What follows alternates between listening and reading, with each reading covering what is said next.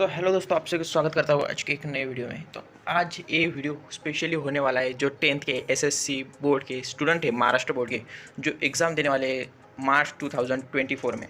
तो उनके लिए खासकर वीडियो होने वाला है, क्योंकि इस वीडियो में जो एग्ज़ाम के लिए जो पेपर राइटिंग की स्किल्स है, टिप्स ट्रिक्स और बहुत कुछ मैं शेयर करने वाला हूँ आप लोगों के साथ। जो मेरा एक्सपीरियंस था 10th में और मैंने कैसे स्कोरिंग की वो आपके साथ शेयर करने वाला हूँ। तो वीडियो को अंत तक ज़रूर देखें।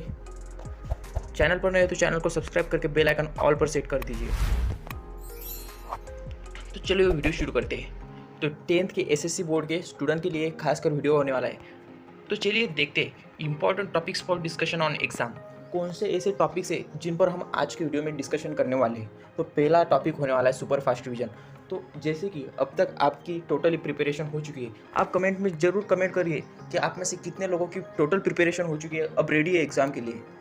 वैसे लोग कमेंट करें, और जिनकी नहीं हुई है वो भी कमेंट करें कि हमारी प्रिपरेशन नहीं हुई, क्योंकि अभी तक आपकी टोटली प्रिपरेशन होनी चाहिए थी। तो इसके बारे में हम बात करने वाले सुपर फास्ट रिवीजन के बारे में। दूसरी बात हम बात करने वाले time management, proper time management, उसके बारे में बात करने वाले। और तीसरी है पेपर राइटिंग टिप्स। ये बहुत इंपॉर्टेंट होने वाला है, पेपर राइटिंग टिप्स। जो टिप्स और ट्रिक्स है कि पेपर कैसे लिखते हैं, उसका प्रेजेंटेशन कैसा होना चाहिए, वो मैं आज आपके साथ शेयर करने वाला हूँ। और फोर्थ है जो सबसे इम्पॉर्टेंट है, क्योंकि मेंटली स्ट्रांग और फिजिकली स्ट्रांग नहीं है तो हमारी पढ़ाई पे बहुत इफेक्ट होता है उसका। तो मेंटली स्ट्रांग कैसे रहे जब पेपर लिखते हैं, और जब स्टडी करने वाले हम उसकी प्रिपरेशन करने वाले, तो मेंटली स्ट्रांग कैसे रहे इस पर भी हम डिस्कस करने वाले हैं। तो आज का वीडियो बहुत इन्फॉर्मेटिव होने वाला है, तो वीडियो को अंत तक ज़रूर देखें।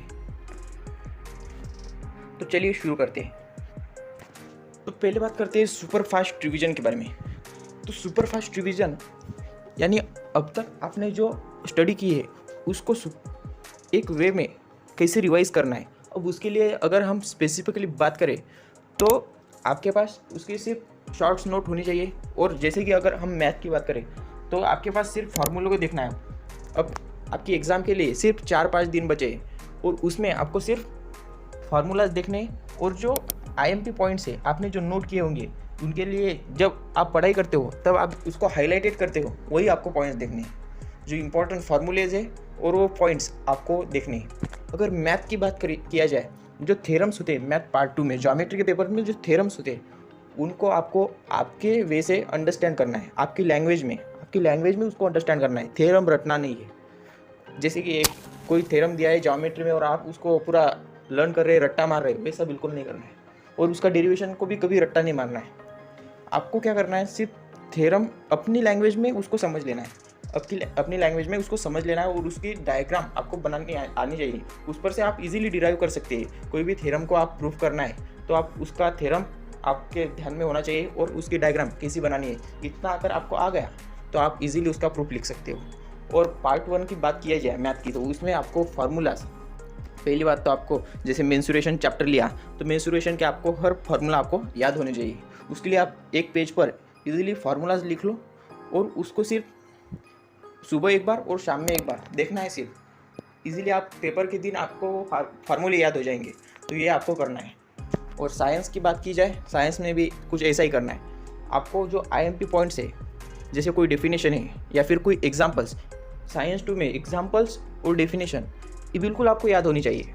डेफिनेशंस और एग्जाम्पल, ये दो चीज़ें अगर आपने याद कर ली तो आप 50% तो वही से मार्क्स ले आते हो, क्योंकि वो कॉन्सेप्ट, आधा कॉन्सेप्ट डेफिनेशन और एग्जाम्पल में समझ आता है कि उसके एग्जाम्पल्स कैसे गिवन है और उसको डिफाइन कैसे किया है। इसलिए इस बात पर आपको ध्यान देना चाहिए। और लैंग्वेजेस की बात करूँ तो लैंग्वेजेस में आपको क्या करना है, सिर्फ ग्रामर पर आपको ज़्यादा फोकस करना है। ग्रामर आपको छोड़ना नहीं है, ग्रामर पर आपको ज़्यादा फोकस करना है। और हिंदी, मराठी और आपके जो लैंग्वेजेस होंगी, इंग्लिश, उस पर आपको ज़्यादा फोकस करना नहीं। आपको सिर्फ 4 सब्जेक्ट पर ज़्यादा फोकस करना है, मैथ, साइंस और अदर आपके ज्योग्राफी और हिस्ट्री, इन पर ज़्यादा फोकस करना है। और लैंग्वेजेस का सिर्फ ग्रामर देखना है आपको, ग्रामर आपको आना चाहिए। बाकी 50 से 60% पेपर आपका आंसर वही दिया होता है, पैसेज में आंसर दिया होता है, इसलिए आपको उसमें ग्रामर पर फोकस करना है। अब चलते हैं नेक्स्ट पॉइंट की तरफ। अब नेक्स्ट पॉइंट दिया है टाइम मैनेजमेंट। अब टाइम मैनेजमेंट कैसा करना है, उसके लिए आपको एक ईजी ट्रिक बताता हूँ। टाइम मैनेजमेंट में आपको क्या करना है, पहले तो आप इस सब्जेक्ट के दो मॉक टेस्ट दे दीजिए।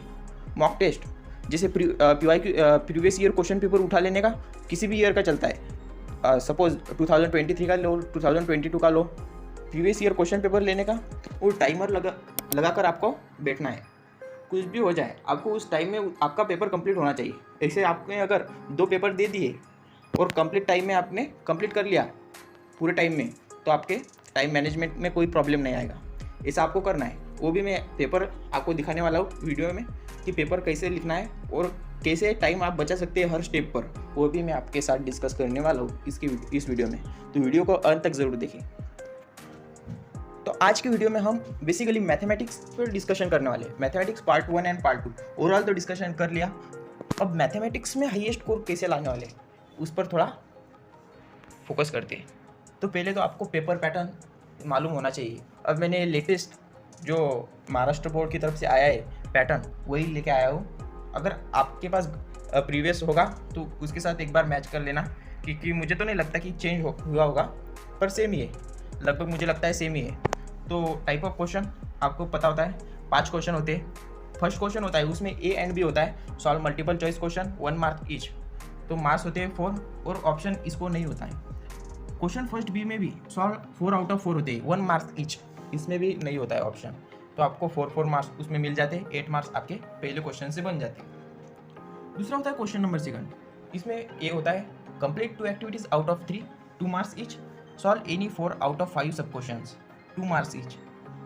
तो यहाँ पर आपको क्वेश्चन सेकंड ए में आपको 4 मार्क्स मिल जाते हैं और क्वेश्चन सेकंड बी में 8 मार्क्स। अगर ऑप्शन के साथ बात की जाए तो क्वेश्चन सेकंड ए में 6 होते और क्वेश्चन सेकंड बी में 10 मार्क्स होते हैं ऑप्शन के साथ। तो उसमें आपको क्वेश्चन सेकंड बी में एनी 4 ही सॉल्व करने होते हैं आउट ऑफ 5। क्वेश्चन थर्ड में ए और बी सब क्वेश्चन होते हैं। उसमें फर्स्ट होता है complete the activity out of 1 out of 2, 3 marks की एक्टिविटी होती है। ऑप्शन के साथ बात की जाए तो 6 मार्क्स।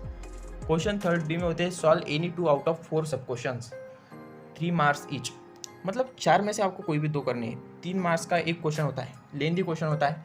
इसमें जनरली डेरिवेशन पूछते हैं, मतलब प्रूफ करना पूछते हैं और थोड़े लेंथी कैलकुलेशन वाले सवाल आ जाते हैं, यानी linear equation solve by linear equation by Cramer's rule, वैसे इस क्वेश्चन में आ जाते हैं थर्ड नंबर के क्वेश्चन में। जब क्वेश्चन 4 और क्वेश्चन 5 में इसमें कुछ टेक्स्ट बुक के बाहर के क्वेश्चन आते हैं, इस पर आपको थोड़ा, इसमें क्या होता है, थोड़ा मेमोरी बेस्ड क्वेश्चन आते हैं। जो कॉन्सेप्ट तो वही रहता है पर क्वेश्चन थोड़े, जबकि क्वेश्चन थर्ड तक टेक्स्ट बुक के क्वेश्चन आते हैं पेपर में। क्वेश्चन फोर्थ में क्या होता है, solve any 2 out of 3, any 2 solve करने होते हैं, 4 मार्क्स ईच, 4 मार्क होते हैं एक क्वेश्चन के लिए। ऑप्शन के साथ बात किया जाए तो 12 मार्क्स बन जाते हैं। क्वेश्चन 5 में क्या होता है, सॉल्व एनी 1 आउट ऑफ 2 सब क्वेश्चन, 3 मार्क्स ईच, एक सॉल्व करना होता है 2 में से और 3 मार्क्स का क्वेश्चन होता है। ये भी जनरली बाहर से आता है, नहीं तो टेक्स्ट बुक का आ जाता है, पर आपको सॉल्व एग्जाम्पल पर फोकस करना है। सॉल्व एग्जाम्पल में से आ सकते हैं, बहुत बार ऐसा हुआ है कि सॉल्व एग्जाम्पल 50% पेपर वहाँ से आ जाता है, तो उस पर भी आपको थोड़ा ध्यान देना है। तो टोटल मार्क्स 40 बन जाते हैं और ऑप्शन के साथ 60 मार्क्स का पेपर होता है। अब पेपर कैसे लिखे वो थोड़ा हम पेपर ही देखते हैं। अब मैथमेटिक्स का मैंने यहाँ पर पेपर लाया है, 2023 का पेपर है, तो देखते हैं। तो पेपर तो आपने देखा ही होगा, इसको आपको टाइम लगा के सॉल्व करना है। 2 आवर्स होते हैं मैथमेटिक्स के लिए, साइंस के लिए 2 आवर्स होते हैं। आपको टाइम लगा के 2 मॉक पेपर देने, 2 मॉक टेस्ट देने ही देने हैं आपको। मैथ के 2 पेपर सॉल्व करना है, साइंस के 2 पेपर्स वैसे आपको बन जाएंगे। और आपको टाइम मैनेजमेंट में थोड़ा प्रॉब्लम आता है सिर्फ लैंग्वेज के पेपर्स में, क्योंकि टाइम कम होता है, क्वेश्चन ज़्यादा सॉल्व करने पड़ते हैं। तो उसमें भी थोड़ा आपको 2 पेपर आपने सॉल्व कर लिए तो हो जाएगा। पहला पेपर आपका सब वही रहने वाला है, लैंग्वेज का पेपर। तो इसके बारे में थोड़ा देख लेते हैं मैथमेटिक्स के। तो थोड़े यहाँ पर नोट्स दिए होते हैं, ऑल क्वेश्चंस आर कंपलसरी, ये आपको देख लेना है, घर पे देख लेना है, वहाँ पर नहीं देखना, पहले ही देख के जानिए। Use of calculator is not allowed, the numbers to the right of the question indicated full marks, right वाले जो नंबर होते हैं फुल मार्क्स बताते हैं। In case of MCQs question number first A, only the first attempt will be evaluated and will be given credit. आपको 2 बार कोई ये सब ऑप्शन वाले क्वेश्चन लिखने नहीं है। MCQs आपने 2 बार लिखे तो आपका पहला अटेम्प्ट ही गिना जाएगा, इसलिए 2 बार MCQs लिखने नहीं, एक ही अटेम्प्ट पकड़ा जाएगा, वो भी पहला वाला। ऐसा नहीं कि हम 4 बार अलग अलग ऑप्शन लिख लेते, वैसा चलता नहीं। तो 5th नंबर का क्या बोलता है, 5th नंबर की नोट है, for every MCQ 4 alternatives ABCD of answer are given, alternative of correct answer is to be written in front of sub question number. Sub question number के साथ आपको लिखना है आंसर भी लिखना है। यानी जैसे गिवन है, पहला क्वेश्चन है first A choose correct alternative, उसमें पहला क्वेश्चन गिवन है to draw the graph 4x + 5y + 19 find y when x = 1। अब x की वैल्यू पुट कर देनी है और y आपको निकालना है। तो जो भी आंसर आएगा वो आपको लिखना है। जैसे अगर फर्स्ट आंसर आया आपका b आया, सपोज अगर आपका आंसर b आया तो आपको क्या करना है, फर्स्ट का आंसर और ऑप्शन बी एंड सामने लिखना है 3, ऐसा आपको लिखना है। नहीं तो आपको पूरे मार्क्स मिलेंगे नहीं। आपने अगर लिख दिया फर्स्ट का ऑप्शन बी तो आपको मार्क्स मिलेंगे नहीं, आपको पूरा लिखना है, फर्स्ट बी और आंसर क्या है 3 वो लिखना है। तो इस प्रकार का आपका पेपर पैटर्न रहता है। इस पेपर को आपको एक बार सॉल्व करना है और एक बार 2022 का सॉल्व कर ली, इसके बाद आपको कहीं पर जाने का ज़रूरत ही नहीं। और आपने जो फार्मूलाज रिवाइज करना है आपको सिर्फ, और 2 बार ये मॉक टेस्ट दे दिया आपने कि हो गया काम। क्योंकि जहाँ तक मेरा एक्सपीरियंस है, मैंने भी मैथ में 100 आउट ऑफ 99 स्कोर किए, तो मैंने भी यही पैटर्न फॉलो किया था। मैंने कम से कम 3 या 4 मॉक टेस्ट दी थी सिर्फ मैथ की, और वो भी प्रीवियस ईयर क्वेश्चन पेपर 2020 का, 2021। अब तो वो एक इसमें चला गया था लॉकडाउन के कारण, अब वो आपको ध्यान देना है। तो आपको previous year question paper solve करना है। अब आपके पास टाइम भी बहुत कम है, तो आपको 2 करने, ये सब्जेक्ट के 2 टाइमर लगा के, आपको बिल्कुल ही टाइम पास नहीं करना है अभी। तो ये पेपर पैटर्न होता है, जैसा कि आपको पहले पेपर पैटर्न दिखा दिया। अब आप इस पेपर का स्क्रीनशॉट ले लिए और हम बात करते हैं उसके बाद में मेंटली स्ट्रांग कैसे रहे, क्योंकि ये बहुत इंपॉर्टेंट है। फिजिकली और मेंटली स्ट्रांग रहना बहुत इंपॉर्टेंट होता है। तो इस प्रकार का आपका पेपर रहता है।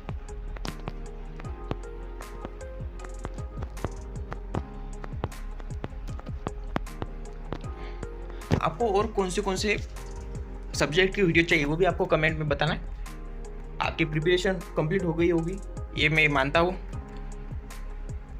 इसी के साथ मैं ये वीडियो बना रहा हूँ। अब बात करते हैं मेंटली स्ट्रांग कैसे रहे। देखो, आपको पहली बात तो आपको मेडिटेशन करना होगा, क्योंकि कंसंट्रेशन लेवल और वहाँ एक्यूरेसी लेवल वो आपकी बढ़िया होनी चाहिए पेपर लिखने के लिए।